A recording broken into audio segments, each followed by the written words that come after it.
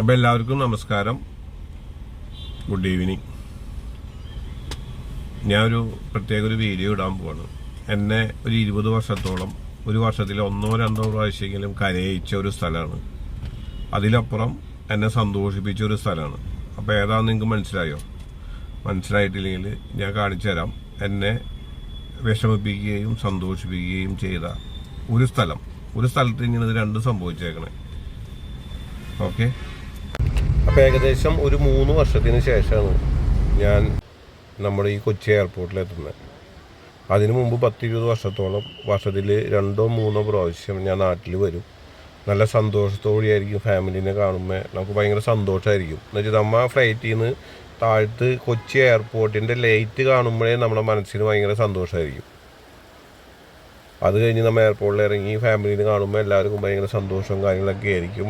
ചിലപ്പോൾ 20-25 ദിവസം നമ്മൾ ലീവ് നാട്ടിൽ നമ്മൾ അടിച്ചു പൊളിച്ച് നടക്കും. അത് കഴിഞ്ഞ് നമ്മൾ ലഗേജൊക്കെ പാക്ക് ചെയ്ത് വണ്ടിയിൽ കയറുമ്പോൾ നമ്മുടെ മനസ്സിലുണ്ടാവുന്ന ഒരു വിഷമമുണ്ടല്ലോ, അത് വേറെ ഒരാൾക്കും അറിയില്ല. പ്രവാസികളായിട്ട് ജീവിതം മുന്നോട്ട് പോയ ആൾക്കാർക്ക് മാത്രം അറിയാവുന്ന ഒരു സംഭവമാണ്. ഒരു വ്യക്തി പോലും വീട്ടിൽ നിന്ന് നമ്മുടെ കാറിലേക്ക് കയറുന്ന സമയത്ത്, അല്ലെങ്കിൽ ഏതെങ്കിലും വണ്ടിയിൽ കയറുന്ന സമയത്ത് കണ്ണ് നിറയാത്ത ഒരു പ്രവാസി പോലും ഉണ്ടാവില്ല.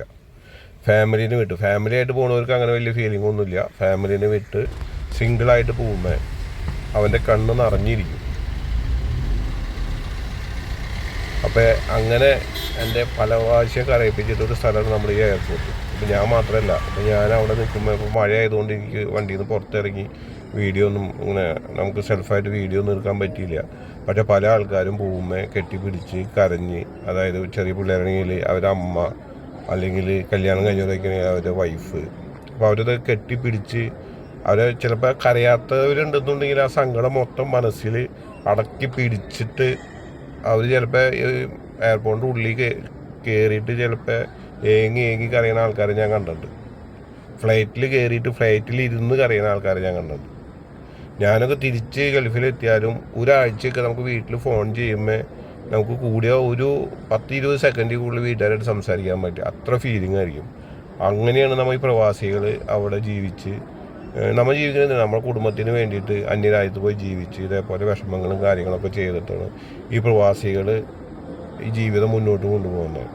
അപ്പോൾ അത് ഇപ്പോൾ ഈ വീഡിയോ കാണുമ്പോൾ പ്രവാസികളായ ആൾക്കാർക്ക് ഇത് കറക്റ്റ് അറിയാൻ പറ്റും.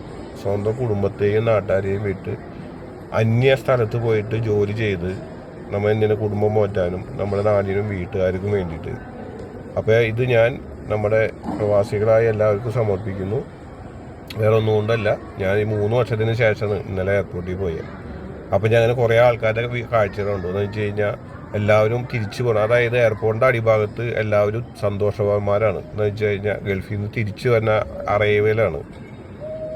ഓക്കെ, ഡിപ്പാച്ചർ എയർപോർട്ടിൻ്റെ മുകളിൽ സങ്കടവും താഴത്ത് സന്തോഷവും. ഇതാണ് എയർപോർട്ടിൽ ഞാൻ ഇന്നലെ കണ്ട സംഭവമാണ്. അപ്പോൾ അതുകൊണ്ട് ഞാൻ അങ്ങനെ ഒരു വീഡിയോ ഇടാനായിട്ട് ആലോചിച്ചു. അങ്ങനെ വീഡിയോ ഇട്ടു. അപ്പോൾ എല്ലാവർക്കും ഗുഡ് നൈറ്റ്.